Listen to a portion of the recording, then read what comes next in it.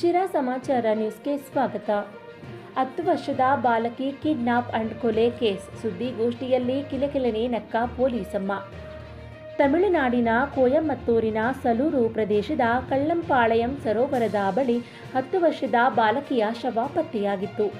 ಈ ಸುದ್ದಿ ರಾಜಕೀಯ ವಲಯದಲ್ಲೂ ಭಾರೀ ಸದ್ದು ಮಾಡಿತ್ತು. ಘಟನೆಯನ್ನ ಖಂಡಿಸಿ ಟಿವಿಕೆ ಸರ್ಕಾರದ ವಿರುದ್ಧ ಕಿಡಿಕಾಡಿದ ಹಲವು ರಾಜಕೀಯ ಪಕ್ಷಗಳು ಹಾಗೂ ಮುಖ್ಯಮಂತ್ರಿ ವಿಜಯ್ ಸಹ ಈ ಕುರಿತು ಪ್ರತಿಕ್ರಿಯಿಸಿ, ಘಟನೆ ದುಃಖ ತಂದಿದ್ದು, ಪ್ರಕರಣ ಸಂಬಂಧ ಇಬ್ಬರನ್ನು ಬಂಧಿಸಲಾಗಿದ್ದು, ಶೀಘ್ರದಲ್ಲೇ ಚಾರ್ಜ್ ಶೀಟ್ ಸಲ್ಲಿಸಿ ತಪ್ಪಿತಸ್ಥರ ವಿರುದ್ಧ ಕಠಿಣ ಕ್ರಮ ಕೈಗೊಳ್ಳಿ ಎಂದು ಸೂಚಿಸುವುದಾಗಿ ತಿಳಿಸಿದರು. ಇನ್ನು ಈ ಕುರಿತು ಪತ್ರಿಕಾಗೋಷ್ಠಿ ನಡೆಸಿದ ಕೊಯಮತ್ತೂರು ಪಶ್ಚಿಮ ವಲಯದ ಐಜಿಪಿ ಆರ್.ವಿ. ರಮ್ಯಾ ಭಾರತಿ ಪ್ರಕರಣದ ಕುರಿತು ಮಾಹಿತಿ ನೀಡಿದ್ದಾರೆ. ಕಾರ್ತಿಕ್ ಹಾಗೂ ಮೋಹನ್ ರಾಜ್ ಎಂಬುವವರು ಬಾಲಕಿಯನ್ನ ಅಪಹರಿಸಿ ಕೊಲೆ ಮಾಡಿದ್ದಾರೆ ಎಂದು ತಿಳಿಸಿದ್ದಾರೆ.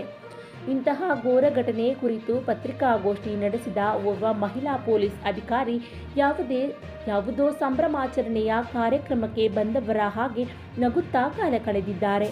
ಅಲ್ಲದೆ ಅಕ್ಕಪಕ್ಕದ ಪೊಲೀಸ್ ಅಧಿಕಾರಿಗಳು ಸಹ ಅದೇ ರೀತಿ ವರ್ತಿಸಿದ್ದಾರೆ. ಐಜಿಪಿ ರಮ್ಯಾ ಭಾರತೀಯ ಈ ವರ್ತನೆ ಕ್ಯಾಮೆರಾಗಳಲ್ಲಿ ಸೆರೆಯಾಗಿದ್ದು, ಜವಾಬ್ದಾರಿ ಹಾಗೂ ನಡತೆಯ ಕುರಿತು ಪ್ರಶ್ನೆಗಳು ಎದ್ದಿವೆ. ತನ್ನ ಉಗುರಿನ ಅಂದಚಂದ ನೋಡಿಕೊಳ್ಳುತ್ತಾ ನಗುತ್ತಾ ಫೋಸ್ ಕೊಡುತ್ತಾ ಪ್ರಕರಣ ಪತ್ರಿಕಾಗೋಷ್ಠಿ ನಡೆಸುವ ಇಂತಹ ಅಸಮರ್ಥ ಅಧಿಕಾರಿಗಳನ್ನು ಕೆಲಸದಿಂದ ವಜಾ ಮಾಡಿ ಎಂದು ಜನರು ಆಕ್ರೋಶ ಹೊರಹಾಕಿದ್ದಾರೆ.